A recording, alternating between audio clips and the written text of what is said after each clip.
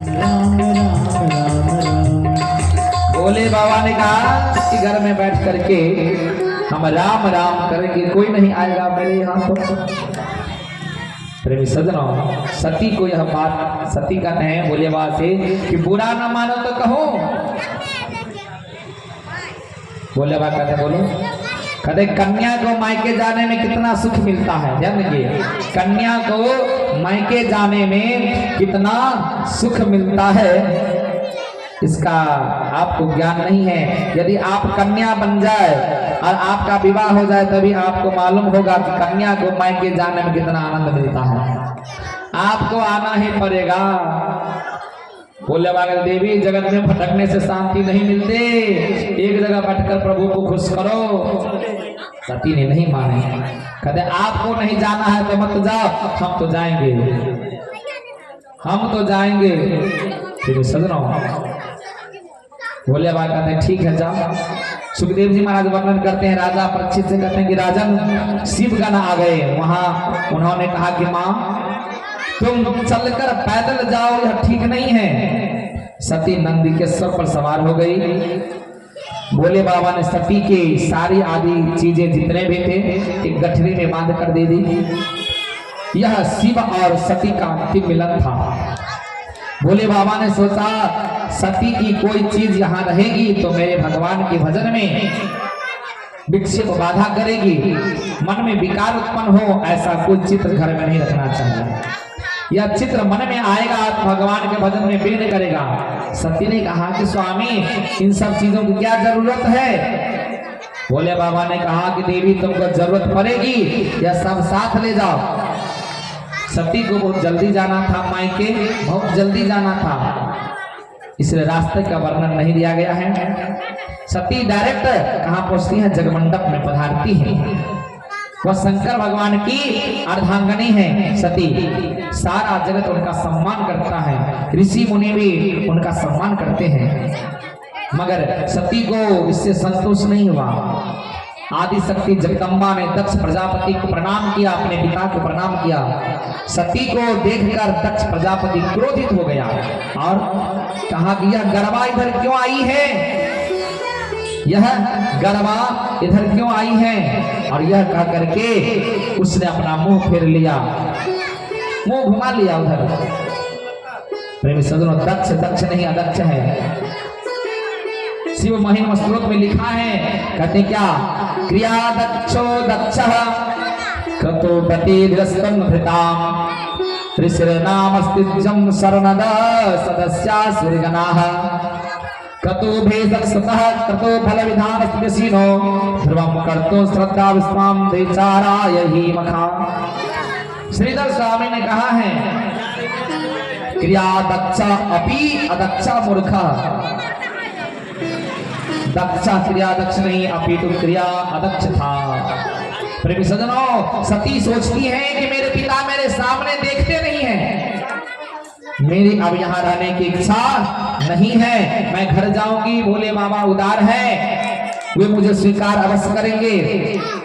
माता सती जगमंडप में भ्रमण कर रही है, भ्रमण करती हैं। सब देवताओं की स्थापना की गई थी, केवल भोले बाबा की स्थापना नहीं की गई थी। सती ने देखा कि जग में सब देवताओं को भाग दिया गया है, परंतु भोले बाबा को भाग नहीं दिया गया है। भोले बाबा के लिए आसन भी नहीं रखा था। आज ईशान कोण खाली है। दक्ष प्रजापति ने सती का अपमान किया, वह सती से सहन नहीं किया गया। परंतु प्रेम सज्जनों, सती से अपने पति का अपमान सहा नहीं गया। सती को बहुत दुख हुआ कि जगदम्बा क्रोधित हो गई। सिर पर बंधी हुई फूलों की बेनी भी छूट जाती है। यह देखकर देवता माता जी का वंदन करने लगे और बोले, माता जी क्रोध मत कीजिए। सती कहती हैं कि आप घबराइए नहीं, आप घबराइए नहीं, अब मैं क्रोध अपने शरीर पर करूंगी। इस शरीर से मैंने पाप किया है, पति की आज्ञा को मैंने भंग किया है, इस शरीर का मैं जला दूंगी। सभा में जगदम्बा ने 13 श्लोक में भाषण दिया। दक्ष प्रजापति को कहते हैं, अरे तेरे जैसे विषय शिव तत्व को क्या जानेगा। जो शरीर को आत्मा मानता है वह भला शिव तत्व को क्या जानेगा। बड़े बड़े देवता शिव के चरणों का आश्रय लेते हैं। भोले बाबा कहते शिव कृपा बिना कृष्ण भक्ति सफल नहीं होता। प्रवृत्ति निवृत्ति से परे होकर स्वरूप में मग्न रहने वाले भोले बाबा परम परमात्मा है। मुझे दुख हो रहा है कि शिव निंदा करने वाले दक्ष की मैं पुत्री हूं। सती उत्तर दिशा में मुख करके बैठी है। अपने शरीर को छोड़ने के लिए योग मार्ग में स्थिर होकर बैठी हैं। भोले बाबा का ध्यान करते करते उन्होंने शरीर में अग्नित्व की भावना जागी। अंदर से क्रोध अग्नि बाहर आई, शरीर जलने लगा। आदिशक्ति जगदम्बा का अपमान हुआ। अब दक्ष का कल्याण नहीं होगा। प्रेमी सज्जनों, इस प्रकार सती ने अपने शरीर को जगमंडल में जला दिया। इस प्रकार हम लोग सती और दक्ष प्रजापति जग विध्वंस की कथा श्रवण किए। दो बार भगवान की नाम गुणगान करेंगे, फिर आगे कथा में भाग लेंगे। बोलिए भक्त भगवान की जय।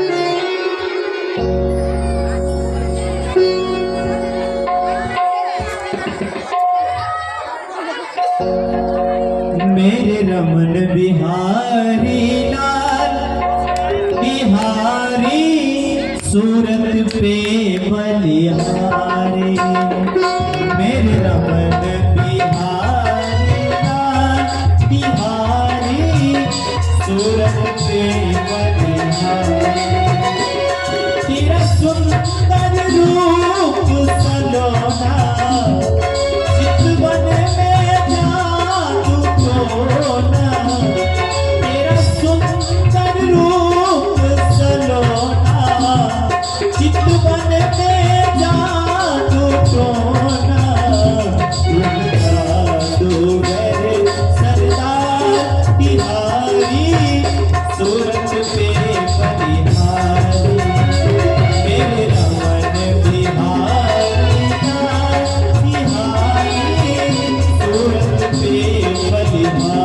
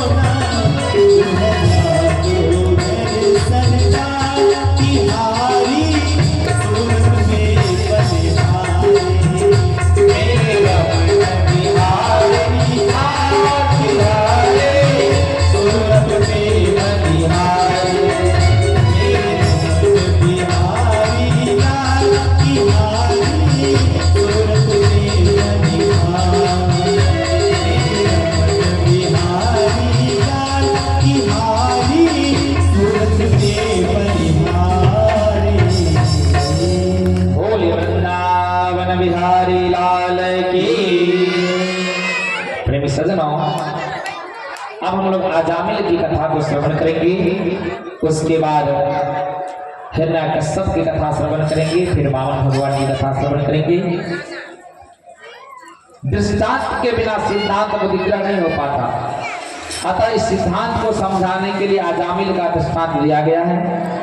अजामिल जन्म से अधम था, किंतु भगवान के नाम का आश्रय ग्रहण करके कृतार्थ हो गया। प्रेमी सज्जनों, अजामिल